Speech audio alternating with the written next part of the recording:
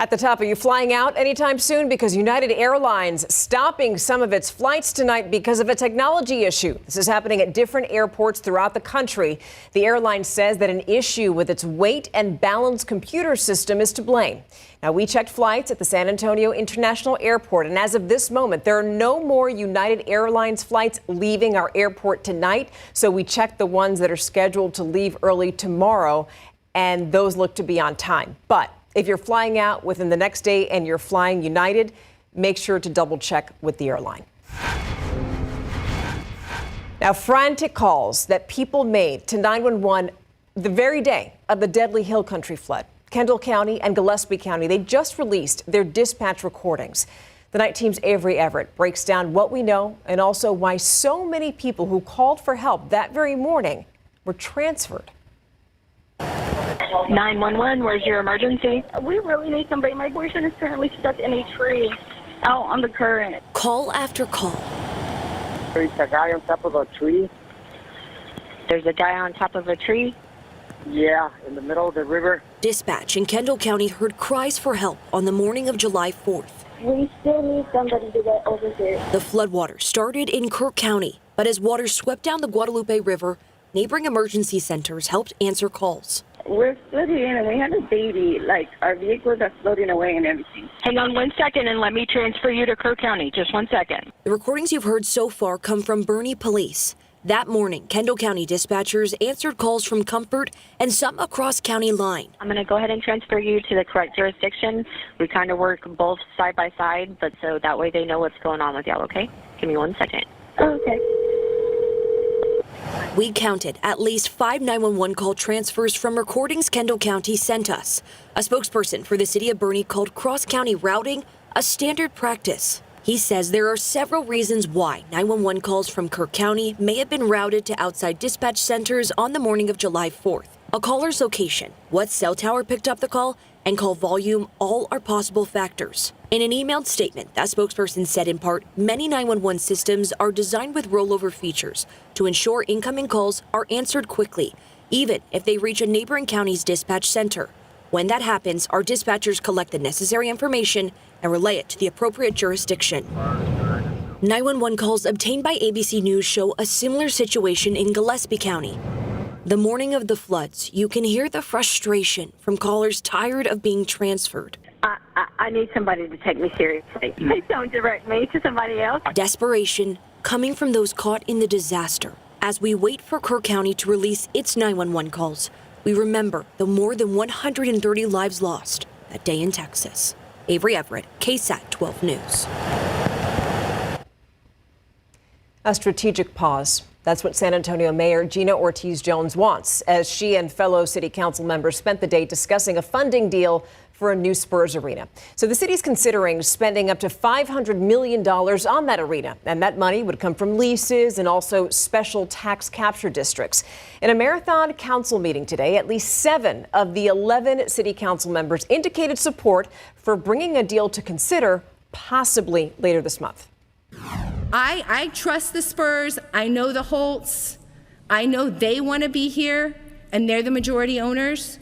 So I'm ready to tell you, Eric, move with the lawyers and continue to get this done and bring it to us for a vote. And those who want to vote no, vote no. The voters, people of San Antonio, are not going to vote on this. They haven't trusted us to do the adequate due diligence. And I don't think what we have been presented with does that. By the way, this marathon city council session wrapped up just about 4 minutes ago. And, you know, people in San Antonio, they may not vote on money going to the new arena, but the people of Bexar County will. Commissioners voted to put it on the November ballot. It's asking voters whether to raise an existing hotel tax and then use that money towards the arena, also redeveloping the team's current home at the Frost Bank Center and the surrounding Coliseum grounds. Some parents are extra stressed during this back-to-school season because they don't know where their kids are going to be going to school. The charter school that their kids attended just announced that it's closing 5 days before classes were supposed to start. So we've been telling you about all the confusion surrounding the Bexar County Academy. And tonight, the night team's John Paul Barajas tells us that parents want to know why they didn't get a heads up. You have to have your kid in school at a certain time, and I just want my daughter to get the education she needs. The Bexar County Academy Charter School on the Northwest Side was scheduled to start classes Monday, August 11th. But 5 days before the start of school, they let parents know they're closing their doors. This last-minute thing is just putting one hell of a frustration on me. Parents like Regina Vogelsberg were sent this letter saying, quote, "Our board of directors voted to voluntarily surrender the school's charter to the Texas Education Agency," end quote. The letter that was sent out is dated August 6th, and then in the letter it states that they officially closed on July 31st. When you saw that, what was going through your head?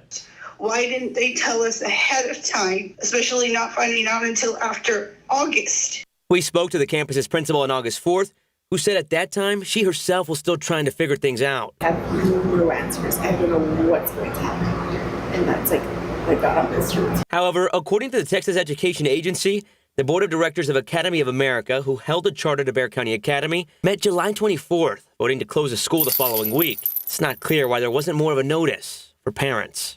He should have said to everybody that went to that school before summer started that there might be a possibility that the school might close. And I would have actually had enough time to look around and explore the other schools around. Which Vogelsberg adds is crucial for her daughter.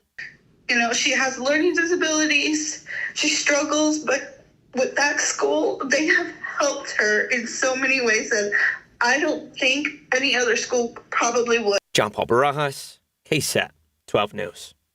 This clearly isn't just about a school closing. It's about what it means for this community. By the way, the Bexar County Academy sent parents a letter. It says that if parents want to access their child's school records, they can call 210-432-8600. And the Texas Education Agency also is telling parents to visit txschools.gov to find another school. Tonight, several families in South Bexar County are grateful to be back in their own beds because those were the people who had to evacuate yesterday because of a grass fire that was burning right near their homes. It happened in the area of Silver Mountain Drive, just south of Loop 1604. That fire burned more than 300 acres and a shed, but luckily not a single home. As you can imagine, families are relieved. It was a scary thing. We've been out here for, I was just telling my son, like 27 years. And this has never happened to us. I don't know how they did that, but the fire went like around the whole houses, like every house on Silver Mountain saved. Amen. Now, the Bexar County Fire Marshal's office says that the fire started after a controlled burn just got out of control. There was no burn ban in effect yesterday. However, after this fire, Bexar County leaders are planning to put one in place for next week. So again, that fire didn't destroy any homes, but it probably got you thinking about your home and whether you can protect it if there's a wildfire. The answer is yes. So we're going to bring up, that QR code. I want you to scan it because that's going to take you to a story that goes over basic things that you can do to protect your home. And by the way, we're in the middle of summer wildfire season in Texas, which goes all the way through October. It's been 1 year since a young mother disappeared, and tonight, Kate Vada's family continues to look for answers, and they held a prayer vigil and also released balloons off of Eisenhower Road and Austin Highway tonight, right across from the WinQuest Inn. That's the place where Kate was last seen alive. San Antonio police say that on this date last year, someone at that very location called 911 from Kate's phone and then hung up. Witnesses told police that Kate was at that location and that someone had physically assaulted her. But since then, the case has gone cold. I'm not going to stop fighting. I'm not going to stop looking. I'm going to continue to keep searching for her, and I'm going to bring her home, and I'm going to get her justice regardless, however long it takes me. Yeah, you just heard from Kate Vada's mother. And so far, nobody's been arrested in her disappearance. If you know anything about this case, call San Antonio police. Tomorrow evening is Flaco Himemenz' final curtain call. The legendary conjunto musician passed away nearly 1 week ago, and his family is hosting a memorial service at the Carver Community Cultural Center on North Hackberry Street from 6 to 9. And you can go, but just giving you some advice, be there early because seating is first come, first served.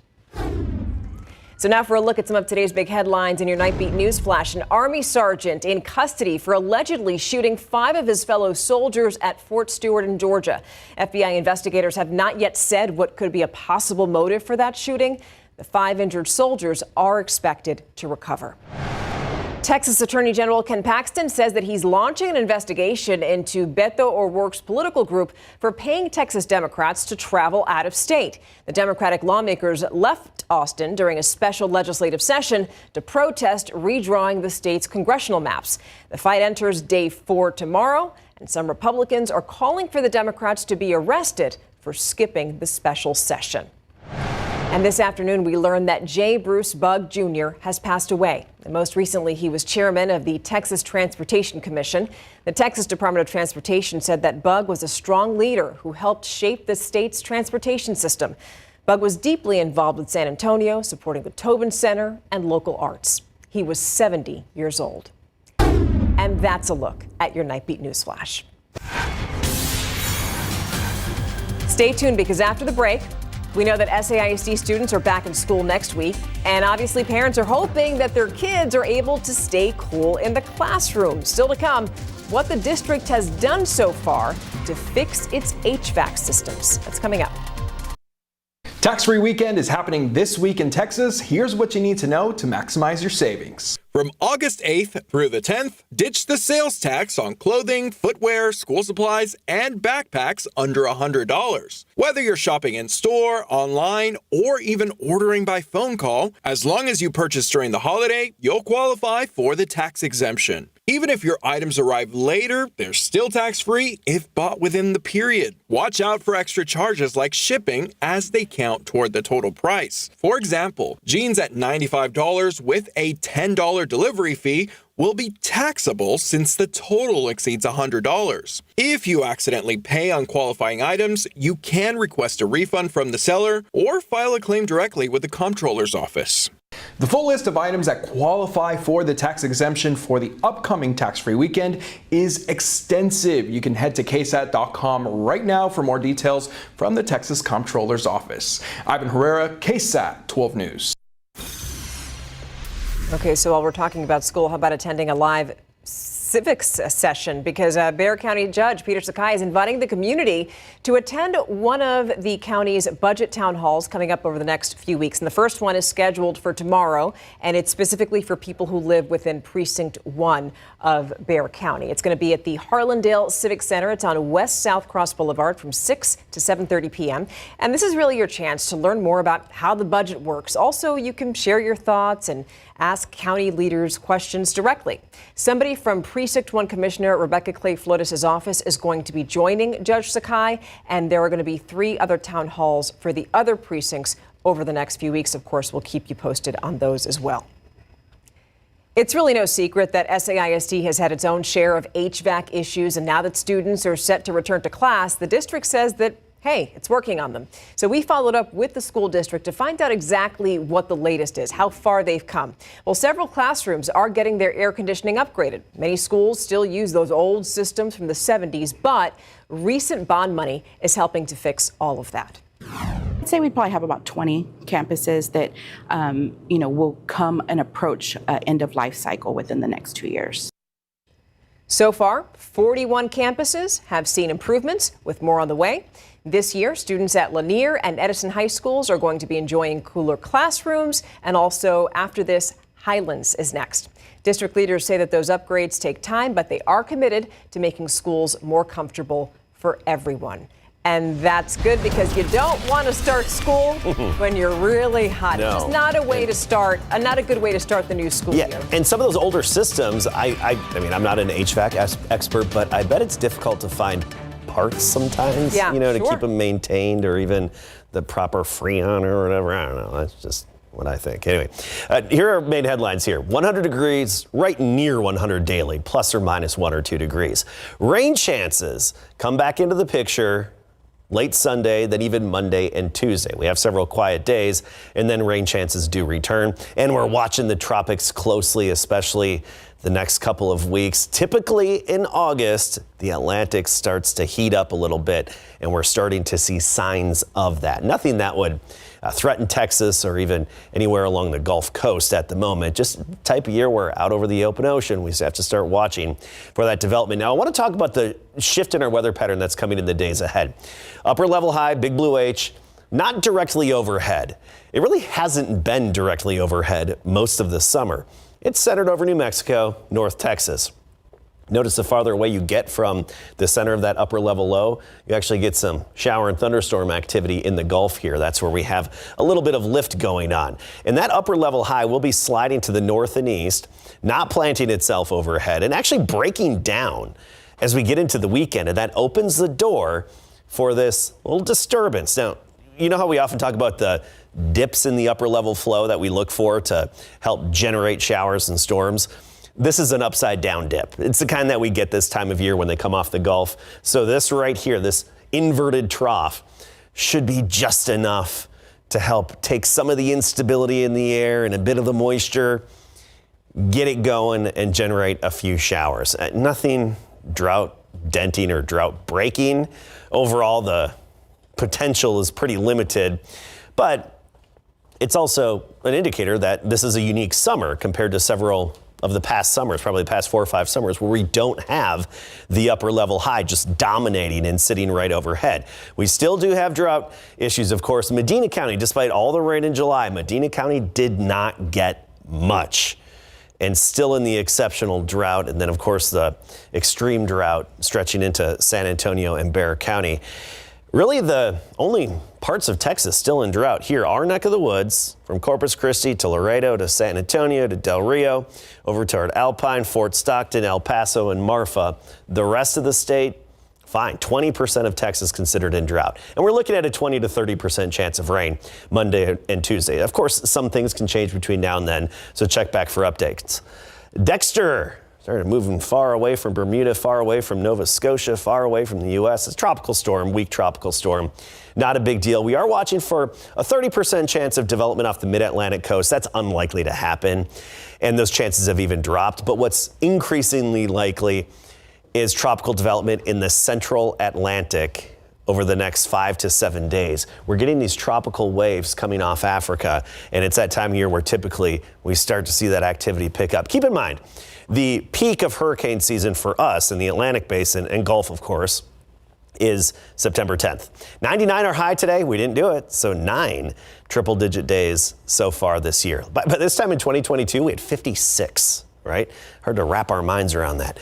77 in the morning tomorrow, 90 at noon, right near 100 for the high temperature. South side of town, 101. West side, 101. Converse, 99. You get the idea. Give or take a degree or so from 100. And that's what we're going to have going forward. That's August here in San Antonio, right?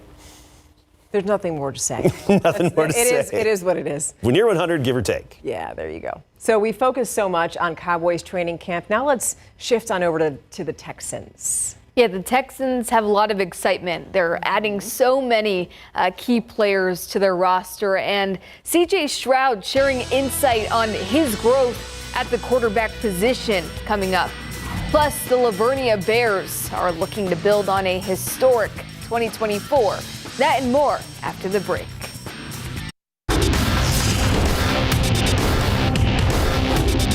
It's only going to make me a better player, and it was good to learn and go against a different team today. Tyler Booker gained valuable experience against the Rams defense in big board sports. Camping with KSAT, powered by Thomas J. Henry. Well, Brian Schottenheimer graded himself a C- on his first play calling showing for the Cowboys yesterday. Not exactly an easy task going up against Super Bowl winning head coach Sean McVay and his staff. Schottenheimer wasn't pleased with his team giving up a handful of explosive plays in the Cowboys' joint practice with the Rams. And quarterback Dak Prescott and company did face some tough defense and coverage all afternoon. But on the flip side, Schottenheimer is urging fans not to read into it. Don't read too much into it, guys. We literally played 2 coverages. We literally kept all of our clubs in the bag. It was like we were out there playing with a 7-iron. I hate to tell you guys, but I'm going to be honest, like we're going to be playing with a 7-iron most of the preseason. So unless I get pissed. If I get pissed, the ball's probably going down the field if I get pissed. I really like that analogy. And maybe we'll see Shoddy blow off some steam with his playbook on Saturday when the Cowboys and the Rams kick off in their first preseason contest. Well, Texans prized quarterback C.J. Stroud is coming off of what can be referred to as a sophomore slump. We saw a slight regression from his incredible year 1 to year 2. And while Stroud's not completely to blame, injuries to his receivers, bad O-line, etc., the quarterback often takes the heat as the catalyst of the offense. Now today, Stroud was asked how he's improving his body language and other aspects of his on-the-field leadership. I don't know. It's hard. I'm very competitive. I don't like losing. I don't like making mistakes. But I would say I just, in those moments, I just breathe, relax, try to just calm my mind, and, just trying to just find something positive. Like, I always try to remind myself, like, this is cool. Like, I'm in the NFL. I don't God didn't have to bless me with this, but He chose to, and I got to steward it the right way. And I don't think complaining about. I can complain every day if I really wanted to, but there's no positive in that. I don't think we have anything to worry about with Stroud. The Texans will be in Minnesota for their preseason opener on Saturday. The 2025 high school football season kicks off on the 28th of this month. Let's take you out to Bear Country, where the Lavernia Bears are coming off of their deepest playoff run in program history. The fashion in which they got to the state semifinals was even more impressive, avenging not one, but 2 District 15 4A D2 losses. I think that adversity is kind of what propelled us to be able to make a run like we did. A lot of these kids here, saw that, and they understand that the, Rome's not built in a day, and it takes time, and it takes work and effort. We had lost to our 2 district opponents last year, and coming off that El Campo game, we were really hot. We just felt really good, and so we just ran through the playoffs. We stayed together as a team. But this year, we have a lot of new guys coming up that hopefully they will fill the positions that we lost. I think what we learned as a team is, 1, we got to stick together, and then 2, we got to trust our coaches. If you don't trust your coaches, you ain't gonna get nowhere. But as a team, you got to stay together because, together you're one, but apart you're nothing. Well, the Bears open their season at home on the first Friday of the season against Burbank. Kickoff is at 7:30. Well, the Missions won a thriller last night at the Wolf, and not even 12 hours later, they were out in the community volunteering. After the break.